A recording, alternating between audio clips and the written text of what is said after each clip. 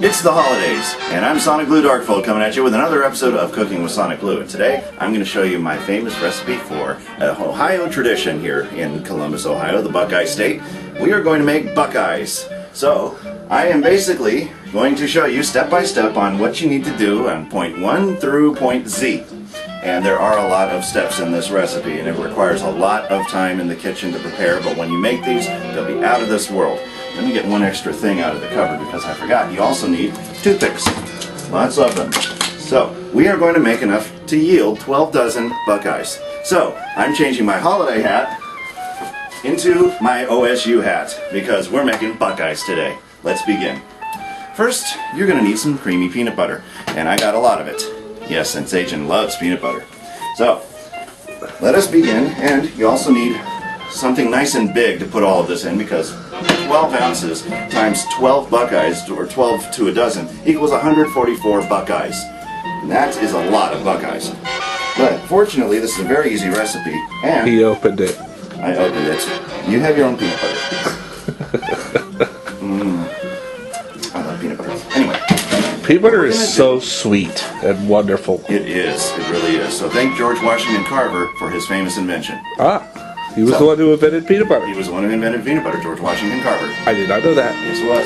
Now, we are going to take a rubber spatula, and it's always best to get a rubber spatula when you're dealing with big, thick, sticky stuff like peanut butter. And we are going to extract 3 cups of this wonderful golden brown peanut butter into a measuring cup. Now, we want as much of that peanut butter packed in there to make 1 full cup as possible, and we're going to do this 3 times. Now, the regular recipe only calls for a cup and a half. But we're doubling up on our recipe because in any typical bag of semi-sweet chocolate morsels comes in 12 ounces. The recipe calls for 6 ounces. Double up and you use the whole bag. There you go. We are doubling up on our recipe to give you an ultimate amount of Buckeyes. They will be consumed by you and all of your loved ones and family and friends. And this is a lovely holiday idea, even if you don't know how to make candy, and it's very simple to do. There's our first cup. So we are going to extract the rest of that back into the jar there. And we're going to take 1 full cup of peanut butter, using the rubber spatula, and just dump it right in there. And be sure to get as much of that out of that measuring cup as possible because you're going to need it clean as possible to do it again 3 times. And I'm flinging peanut butter all over the place. That means that this must be a really messy recipe. Well, it can go either way. It depends on how fanatic you are in the kitchen. But if you're real careful and dainty, it's not really that messy. The only thing that's really messy is confectioner's sugar. Yeah. You will get that everywhere. Especially when you're opening an already open bag of confectioner's sugar. And I'll show you what to do when we add our sugar. But right now, we're just after the peanut butter. So, make sure you get a good amount of peanut butter in there, and that's 3 cups. Now, the whole idea behind making this peanut butter firm enough where you can make balls out of it, because you try to make a ball out of that, it's going to go all over the place. So, what we're going to need to do is we're going to need to harden this and turn it into basically like a grit. And in order to do that, you need confectioner's sugar. And that helps allow the peanut butter to congeal a bit. And basically turns it into a gritty sand. A lot of people call them chocolate-covered peanut balls, but that's too long to say. You say Buckeyes, and we are named after the Buckeye in the Buckeye state. The Buckeye itself happens to be an inedible nut that grows on trees all over Ohio. But you cannot eat them. Rather, they make excellent decoration pieces for making jewelry out of. Which you can find just about anywhere in Ohio. Anywhere in Columbus. Columbus is swarmed with it. If you ever want to find out how to make a Buckeye necklace, 2 out of every 3 citizens in Columbus, Ohio can tell you how to do it. The others just go to the Buckeye store and buy them a lot more expensive than they can make them themselves. And it's so easy to make too. I made one. I'll have to show it to you later. But right now, that is about 3 cups of peanut butter right there. I'm going to level this off, make sure that it's all compressed, and fully, yeah, that's about 3 cups there. So, let's go ahead and extract all of this luscious peanut butter into our mixing container. Peanut butter. Look at all that peanut butter. Get a slow-mo cam of this. Oh, there it goes. Nice. Now, you know, if we spun the video backwards, how bizarre that would be. Let's try and let's do that right now.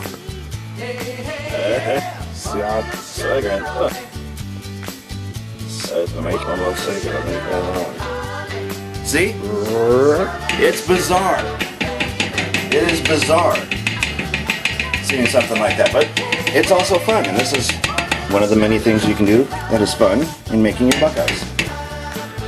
Now, this process of just making the peanut balls is very lengthy, so you might want to bring in a chair and have a seat while you're rolling the balls, because you will need to sit on something. Now, what we're going to try to do is make like marble-sized peanut butter balls. In melting your chocolate, you can use semi-sweet morsels if you want to, or you can maybe use the baking chocolates that you see in the baker section in your local grocery stores. Either way, as long as it's semi-sweet, you don't want bittersweet. You want semi-sweet chocolate morsels, and we'll need 12 ounces worth. That's this full bag. And in order to melt them, don't put them in the microwave, because you can easily singe your chocolate, and that is very easy to do in a microwave. What I prefer, and everybody should have this, 2 size saucepans, one bigger than the other, and you make a double boiler. You put water in this one, and then you set your smaller saucepan into it. You put your chocolate in this one, so that way you use the water to lightly boil your chocolate chips without singeing them, and that's the purpose of double boiler. So let us continue with making our peanut butter concoction. Now we are going to use, we are going to need 2 of these guys of vanilla extract. You can use the imitation vanilla extract, which will be a little cheaper than the regular vanilla extract, but if you can, go for the real vanilla extract. But all we're after really is the flavor, and you get plenty of it in even imitation. So that's all the vanilla we need. So now that can go right in the sink. And folks, if your butter is a little dirty from too many knives dipping in after spreading toast, it will get crumbs in there, so try to keep your butter as clean as possible. That's about a cup there. So we're just going to drop this cup in. I wonder if I can actually get that to drop. Oh, yes, I can. It plopped. It plopped right in there because butter is softer than peanut butter. Alright, now it's starting to look a lot like Buckeyes. Not quite. Not quite there, but almost. We still need to add our confectioner's sugar. And to do that, rinse this out one more time. We will be adding 8 cups of this. And I hope we have enough. Now make sure it's a leveled cup. There's 1. Let's see if I have any more in backup. Which I should, but if you cannot find powdered sugar, it's really easy to make too. You just get a coffee grinder and some regular sugar. You grind up the sugar in your coffee maker, you make confectioner's powdered sugar. Really? That is a little tip that nobody hardly ever knows about in the kitchen, but we've tested it out and we've made confectioner's sugar. Aha! You just need a coffee grinder. If you got one of those guys, consider yourselves lucky and saved. Oh, what's this? Oh ho! SonicBlu has an extra stash of it back here for the entire time of hoping to make Buckeyes last year, but I never did. But I do remember getting a lot of powdered sugar. Ooh, It always helps to be prepared in the kitchen. The main purpose of adding the confectioner sugar is to basically turn it into a gritty substance, so that way you can roll balls out of it. Now we are going to be ready to beat that mixture. So let's get our beater, which is over here. Okay. Ooh, we're using electricity this time. We are working with electricity, which means I will have to carry that pot over here. And we're going to set it down right here. I'm going to plug in our electric beater. Right over here. Fantastic. Now, it's going to probably go everywhere, so insert the beater as far deep as you can. Strike some gold with some peanut butter, and turn it on to its lowest setting.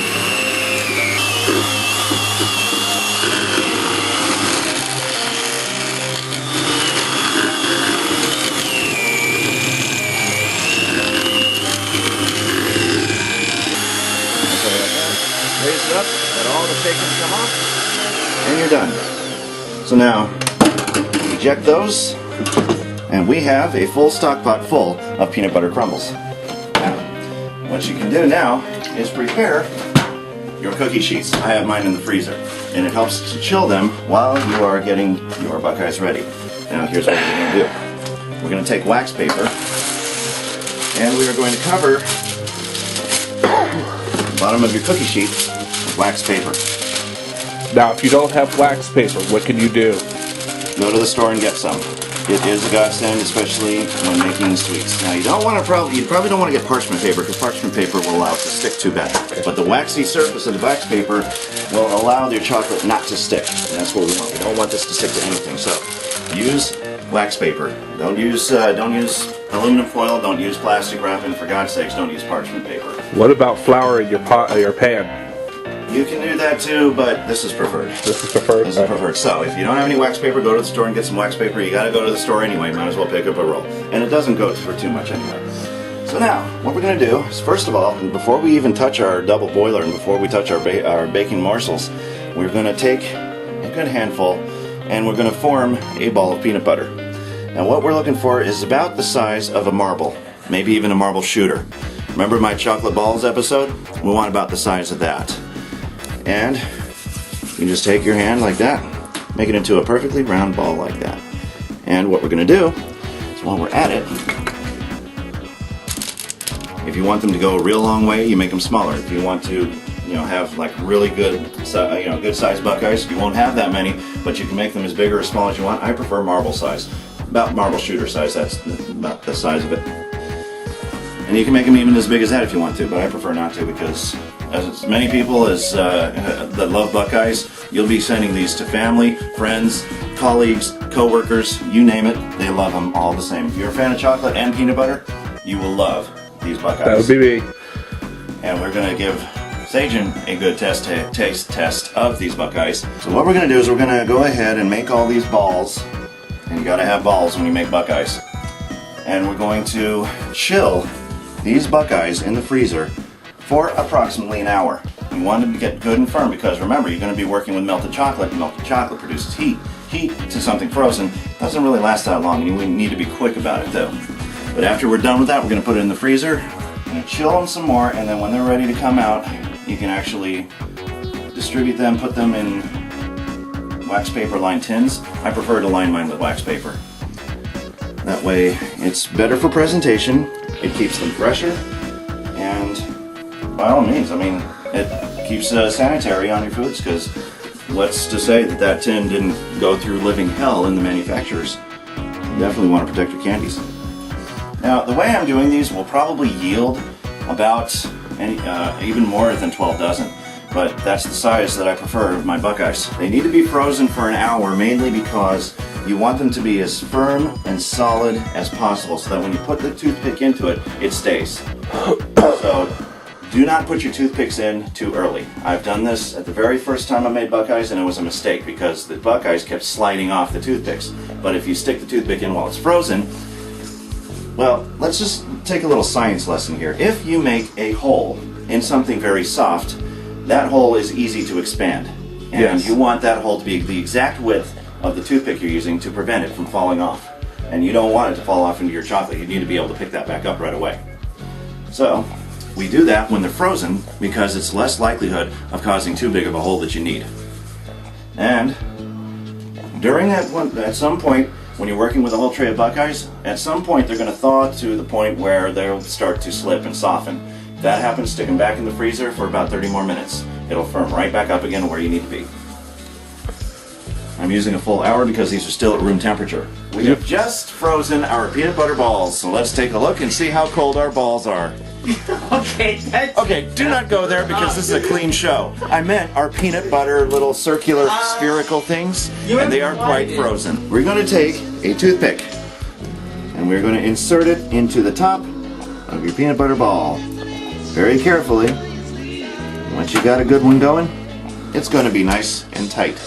But do not do this before they go in the freezer, because that hole will widen, and when you freeze them, it'll stay in that position. You'll have to reinsert the toothpick to get it not to fall. Now, over here, we are preparing our double boiler. And when that water boils up, we're going to be able to melt this chocolate, which will be used as a dipping sort of material to make your Buckeyes complete. I'm going to show you exactly how to do that. First, while we are waiting for that to boil up, and we're using our highest setting to get the water to boil, and once you got it boil, you can then reduce the temperature down to a mid setting. The reason for being is because you don't want all of your water to evaporate. You want this chocolate to stay consistently melted, and in order to do that you have to adjust the temperature of your boil accordingly. So if it's too high, you got to turn it down a bit. If it's too low, you got to turn it up a little bit, but keep the temperature the same as possible. Let's go ahead and throw our entire bag of morsels. Chocolate. Yes, indeed. And you will need a regular spoon to stir it with. You have one. And all you need is just something like that.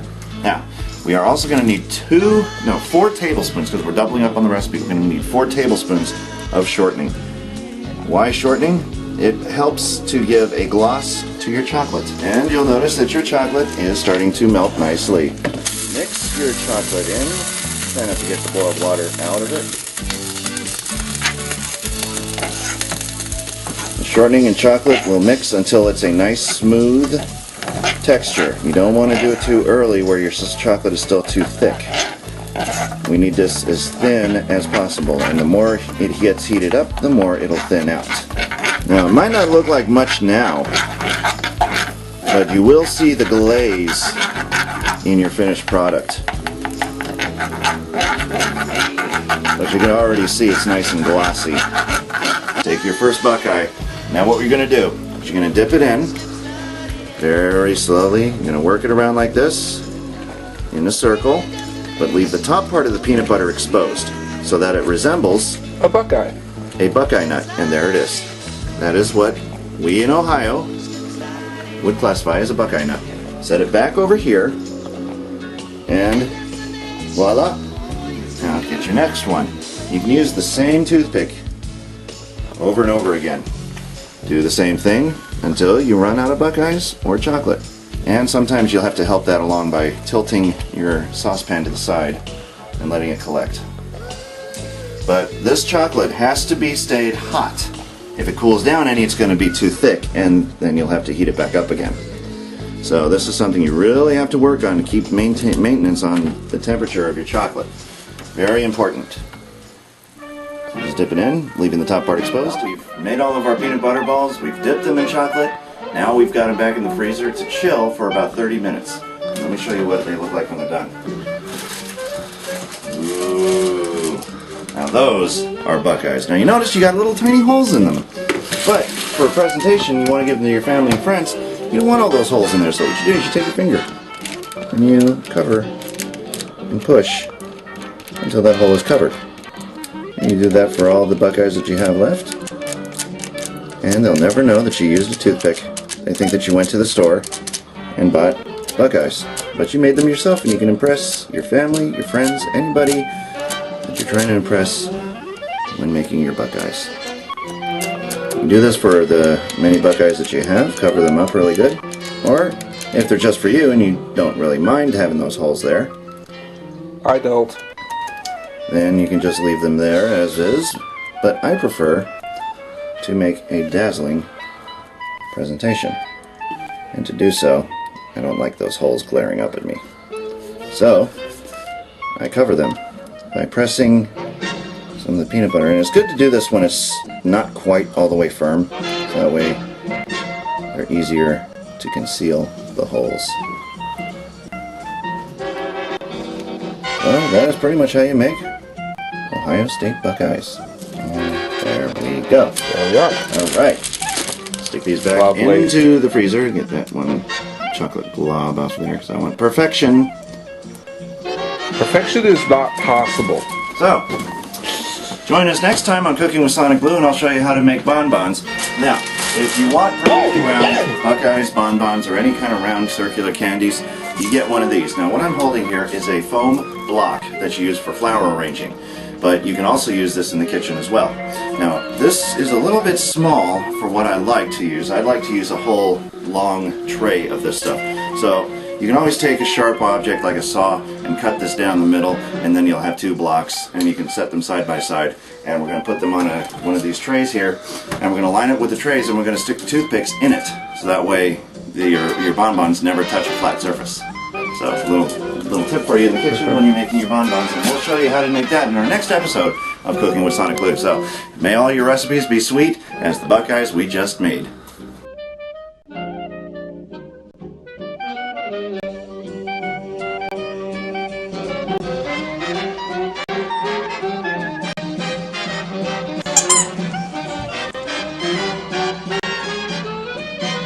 complete recipe, send an email to sonicblu@yahoo.com.